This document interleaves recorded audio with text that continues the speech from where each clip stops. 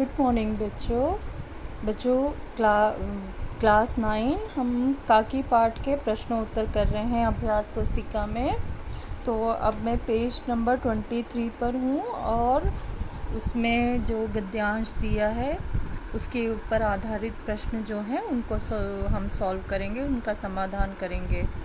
तो उसमें वाक्य दिया है, एक दिन उसने ऊपर एक पतंग उड़ती देखी, न जाने क्या सोचकर उसका हृदय एकदम खिल उठा। उसने से किसकी ओर संकेत किया गया? पहला प्रश्न है क भाग है इसमें। उसने से किसकी ओर संकेत किया गया है? वो दास क्यों रहता था? तो उसने से अबोध श्यामू की ओर संकेत किया गया है। वह उदास क्यों रहता था? अब आएगा कि श्यामू की माँ काकी का निधन हो गया है और घर के बुद्धिमान जनों ने उनका दाह संस्कार कर दिया है। हो गया था और श्यामू की माँ काकी का निधन हो गया था और घर के बुद्धिमान गुरुजनों ने उनका दाह संस्कार कर दिया था। वह अपनी काकी से बहुत प्रेम करता था। काकी के बिना उसे कुछ भी अच्छा नहीं लगता है, इसलिए वह अकेला उदास शून्य में अकेला बैठा होता है और शून्य में आसमान की ओर देखा करता था। उसे अपनी काकी की बहुत याद आती है और वह मातृ वियोग की पीड़ा को सह रहा था, जो उसकी अबोध उम्र के लिए यह बहुत कष्टपूर्ण था। ठीक है। अब दूसरा इसमें भाग है कि ख उड़ती हुई पतंग को देखकर उसका हृदय क्या सोचकर खिल उठा। तो आसमान में उड़ती हुई पतंग को देखकर श्यामू का हृदय खिल उठा, क्योंकि काकी को राम के यहाँ से नीचे लाने की उसे योजना मिल गई थी। वह आसमान में पतंग भेजेगा जिसे पकड़कर काकी नीचे आ जाएंगी। यह सोचकर उसका हृदय खुशी से खिल उठा। अगला उसका ग भाग है। पतंग मंगवाने के लिए उसने किससे प्रार्थना की? उसकी बात सुनकर उनकी क्या प्रतिक्रिया हुई? तो श्यामू ने पतंग मंगवाने के लिए अपने पिता विश्वेश्वर से प्रार्थना की। वह जल्द से जल्द पतंग की सहायता से काकी को नीचे उतारना चाहता था। श्यामू की बात सुनकर विश्वेश्वर ने अन्मयस्क भाव से कह दिया, मंगा देंगे, और उदास भाव से वे कहीं और चले गए। आगे इसका घ भाग है। पतंग प्राप्त करने के लिए उसने किस उपाय का सहारा लिया और पतंग मंगवाने के लिए किसकी सहायता ली? इसका क्या परिणाम निकला? ठीक है। तो पतंग प्राप्त करने के लिए श्यामू पतंग के लिए बहुत उत्कंठित था। वह अपनी इच्छा को रोक नहीं पाया। उसे खूंटी में पिता की कोट टंगी दिखी। उसने एक स्टूल सरकाकर उस पर चढ़ गया और जेब टटोलने पर उसे एक चवन्नी मिल गई। वह चवन्नी लेकर सुखिया दासी के लड़का भोला को चवन्नी देकर पतंग और डोर मंगवा ली। भोला पतंग और डोर ले आया। श्यामू ने उस पर विश्वास करके अपनी योजना बताई। योजना सुनकर भोला ने कहा, योजना तो अच्छी है, परंतु कठिनाई है।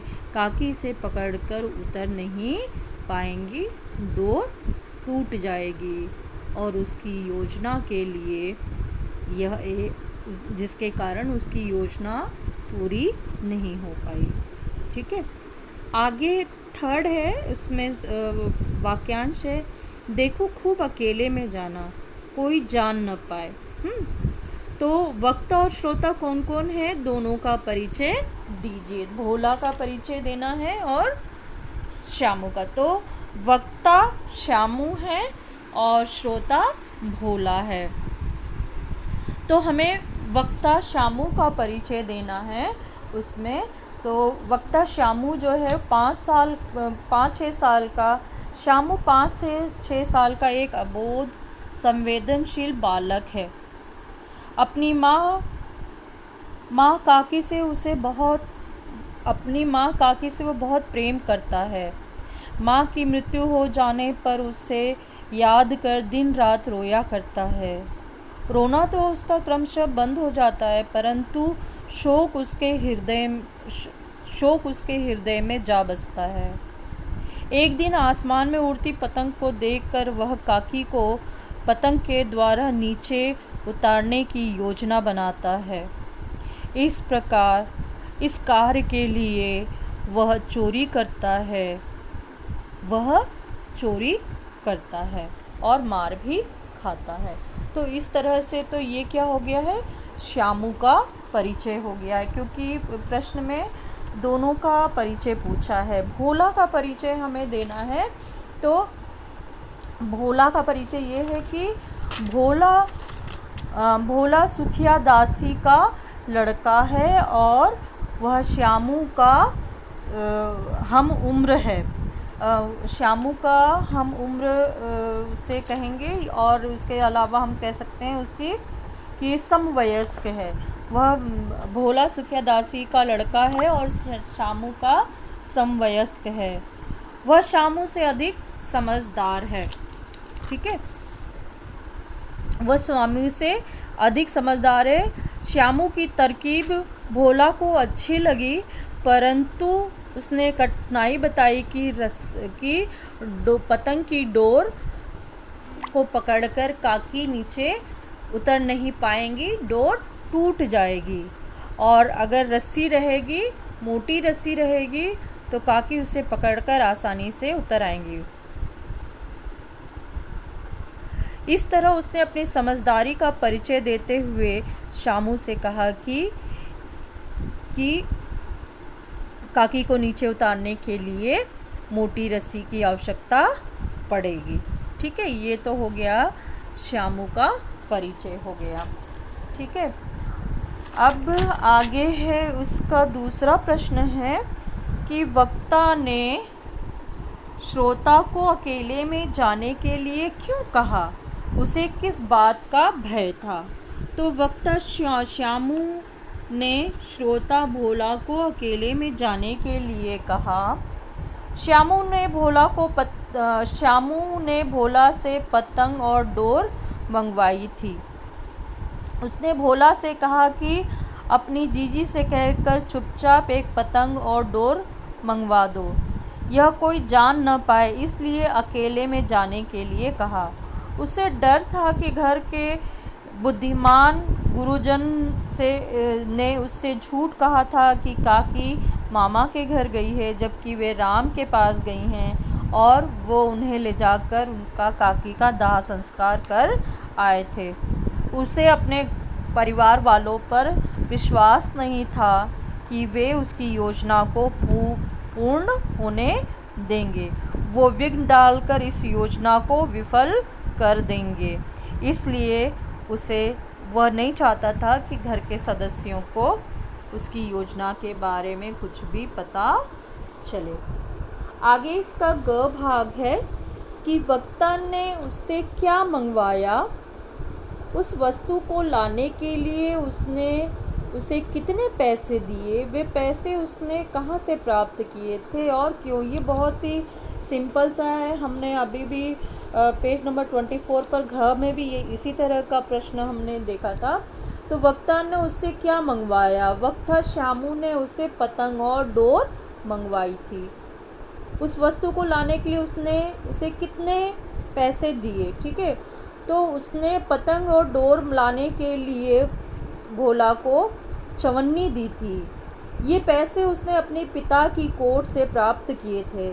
श्यामू ने पिताजी से पतंग मंगवाई थी। उन्होंने मंगवाने के लिए कह दिया और चुपचाप चले गए, परंतु श्यामू को पतंग तुरंत चाहिए थी। वह पतंग के लिए उत्कंठित था, उसे विलंब हो रहा था, अतः उसने एक स्टूल सरकाई और उस पर चढ़कर पिता की जेब टटोली और एक 54 उसे प्राप्त हो गई। ठीक है, तो ये इसका हो गया। आगे इसका घ भाग है वक्ता उस वस्तु का प्रयोग किस लिए करना चाहता था, वह उसका प्रयोग क्यों नहीं कर पाया। इसी तरह का उत्तर हमने इसमें भी किया है कि उसका क्या परिणाम निकला था। पेज घ भाग 24 पेज पे उसी से मिलता जुलता उत्तर ये भी है। तो वक्ता उस वस्तु को प्रयोग किस लिए करना चाहता था। श्यामू वक्ता श्यामू वक्ता श्यामू ने पतंग और डोर भोला से पतंग और डोर मंगाई। वह पतंग को आसमान में भेजकर ऊपर राम के यहाँ से अपनी काकी को नीचे उतारना चाहता था। जब भोला पतंग और डोर ले आया तो उसने अपनी योजना भोला को बताई। भोला उससे अधिक समझदार था। उसने श्यामू से कहा कि डोर पतली है, उसे पकड़कर काकी उतर नहीं पाएंगी, उसके टूट जाने का भय या डर है। इसलिए बात लाख रुपए की सही थी। यह बात लाख रुपए की सही थी, इसलिए वह उसका प्रयोग नहीं कर पाया। ठीक है बच्चों, इसको इतना यहाँ पे करिए। बाकी पेज नंबर 25 पे जो 4th वाला भाग है वो हम आपको अगले ऑडियो में करके बजाएंगे। तब तक आप इनके प्रश्न उत्तर कीजिएगा। अपना ख्याल रखिएगा।